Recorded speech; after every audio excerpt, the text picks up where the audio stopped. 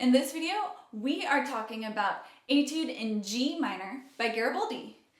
Now, before you start the Etude, it's definitely wise to look at your G minor scales. So there are 3 G minor scales. Major scales, we have 1 scale. Minor scales, we have 3. And you're gonna see how each one plays a part in this piece. So let's talk about those right now. First, we have our natural minor. So G natural minor is gonna start on G and go to G, but we're gonna have 2 flats, B flat and E flat. It's gonna sound like this.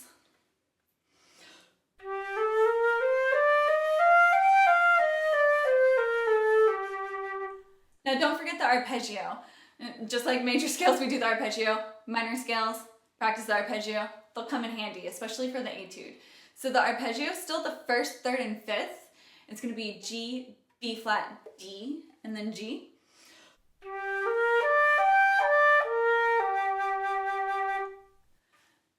All right, so that's natural minor. Then there is harmonic minor. With a harmonic minor scale, you raise the 7th scale degree. So in G minor, the 7th scale degree is an F. So we're going to raise that to an F sharp. You still have your B flat and E flat. And the F sharp is raised, both going up and down.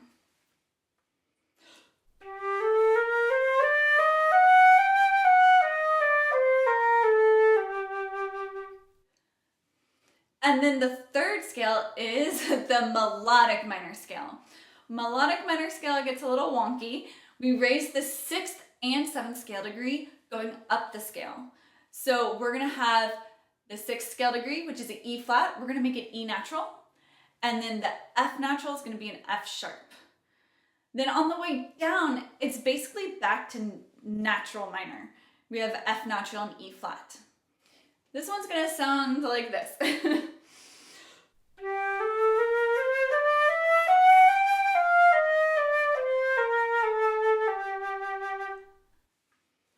So give those a try, start practicing them. It's good to get them under your fingers, and you're gonna see why in this Etude. Now, where I would start first is measure 32 to 35. It's just 4 measures, but this section is a little bit more flowy than the section that comes before it. So we can get knocked off guard when this section comes up. Instead of making it downbeat and ands very heavy, we're actually kind of leading to the downbeats. E and a 1, E and a 1, E and a 1. We've done this pattern before in other Gariboldi Etudes, so it shouldn't be anything new. But the fact that we had very strong 1s and ands coming before it make this section kind of tricky right when we get there. Let's take a look at this. 1, 2, ready, go.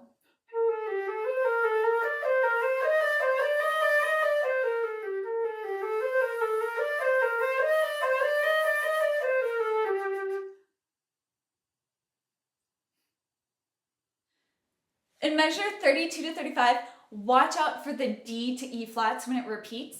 A lot of times we like to start rushing there because we're playing it twice and our fingers are like, oh, I already know this. So just make sure to give all the 16th notes the same value, even if they are repeated. All right, let's now talk about the last 4 measures of the entire piece. We start with a fun little pattern. We're going up the first 5 notes of the G minor scale. So G, A, B flat, C, D, and then back down. C, B flat, A, G. Then we repeat this pattern 2 more times. Sometimes we don't see patterns like this because the pattern's only 2 measures long, but we're in 3/4. So we get 1.5 patterns in the first measure, and the other 1.5 patterns in the second measure. So just kind of be aware, oh, I'm just playing the same thing 3 times. And the hairpin crescendo decrescendo goes along right with it. And it's getting louder as we go higher, getting softer as we go lower. So, yay. And then the last two measures, just make sure that those G's are nice and full and accented. Hold out the last note for a full 2 beats. Let's try this. 1, 2, ready, go.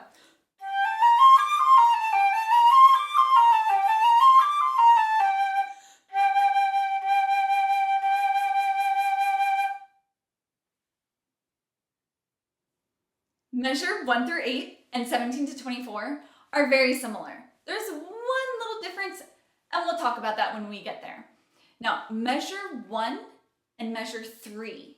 If you take a look at them, they should look pretty much identical, because they are. Same with measure 17 and 19. They're the same as measure 1 and 3.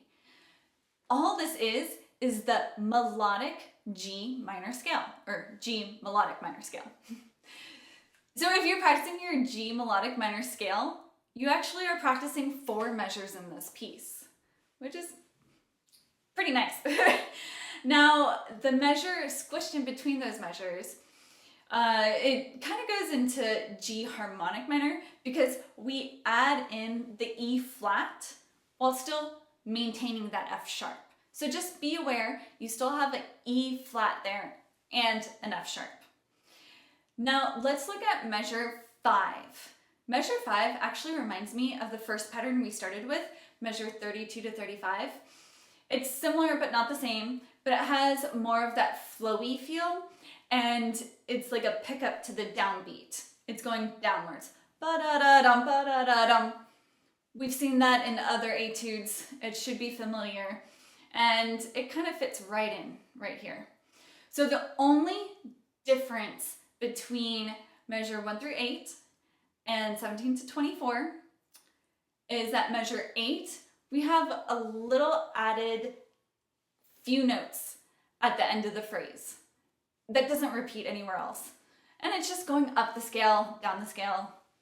So, should be pretty easy if you're practicing your scales. Let's try this. 1, 2, ready, go.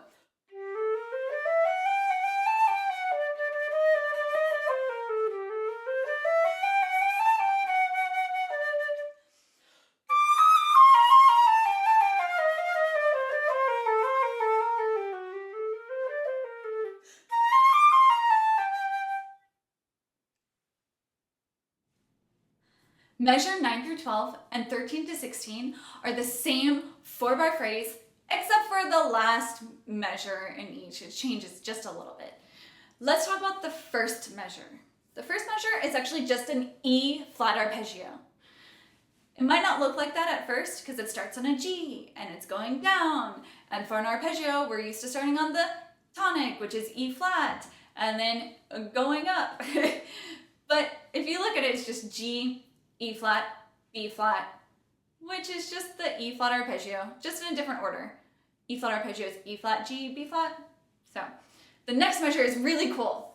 It's a B flat arpeggio with a lowered 7th.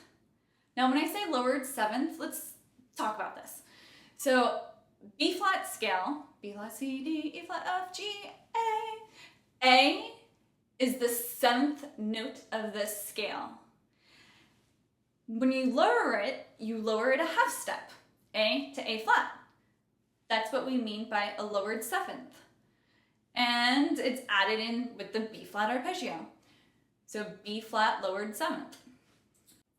It can also be referred to as a B flat dominant 7th chord. If you ever hear that, B flat dominant 7th chord. This is what you're playing.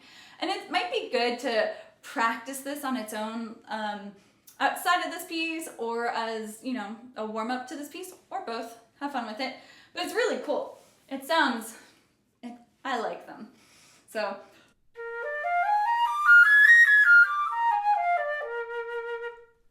That's what the B flat with the lowered 7th would sound like. Try it out. All right, then the next measure, measure 3 of the section, is actually very similar to measure 5. We're leading to the downbeats. So E and a 1, E and a 1. But instead of going downwards like we did in measure 5, we're actually going up to the downbeats. ba-da-da-dum, going upwards towards it. And then the last measure, I said it's different in both. Well, the first one, you're just going down the scale with an A flat. And then the second 4 measure phrase, we're foreshadowing the next section that we're about to talk about. 1, 2, ready, go.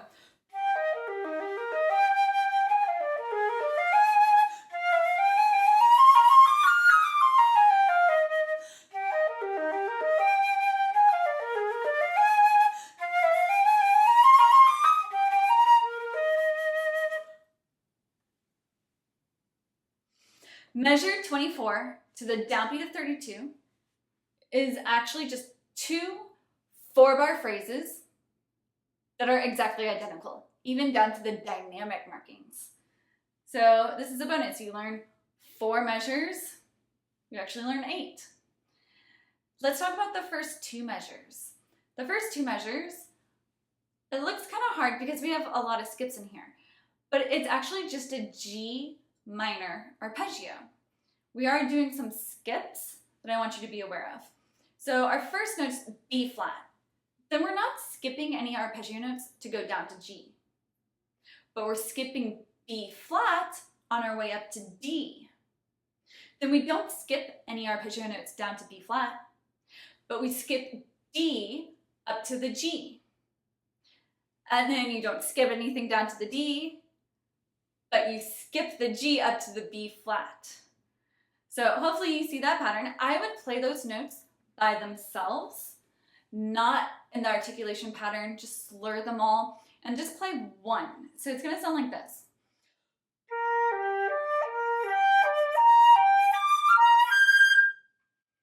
And then you can try it tongued.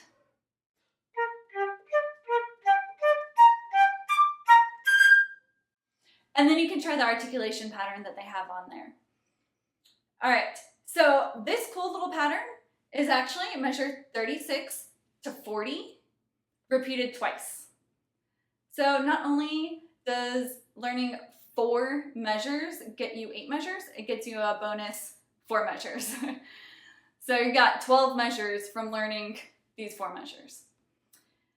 Okay, oh, and watch out for in the measure 36 to 40, the high G to the G right above the staff, to the G in the staff.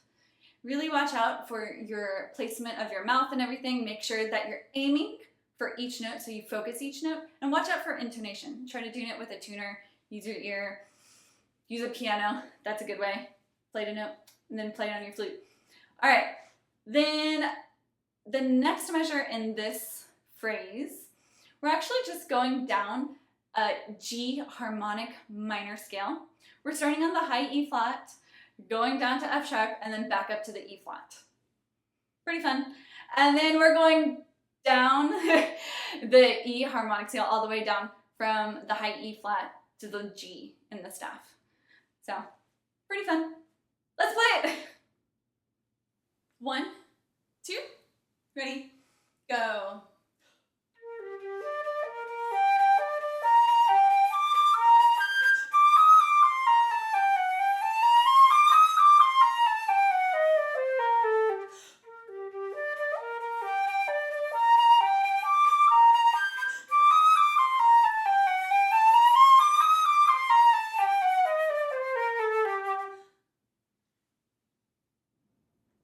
Now we're gonna play through the etude 2 times. First time is gonna be on the slower side, making sure you get all the notes out. You can go smoothly from section to section, building up some good endurance. And then the second time through will be more of a allegretto speed. So, 1, 2, ready, go.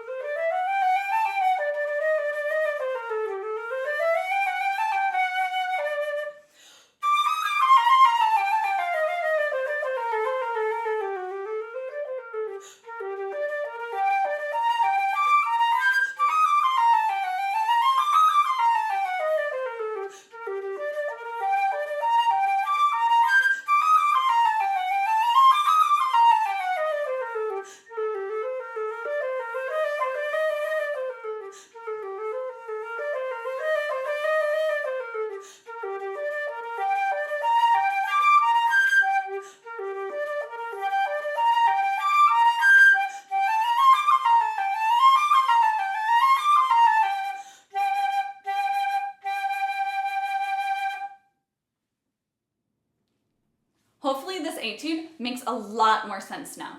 If you like this video, press the like button. Don't forget to subscribe and turn on the little notification bell so you are notified when a new video comes out. I look forward to seeing you in the next video, and have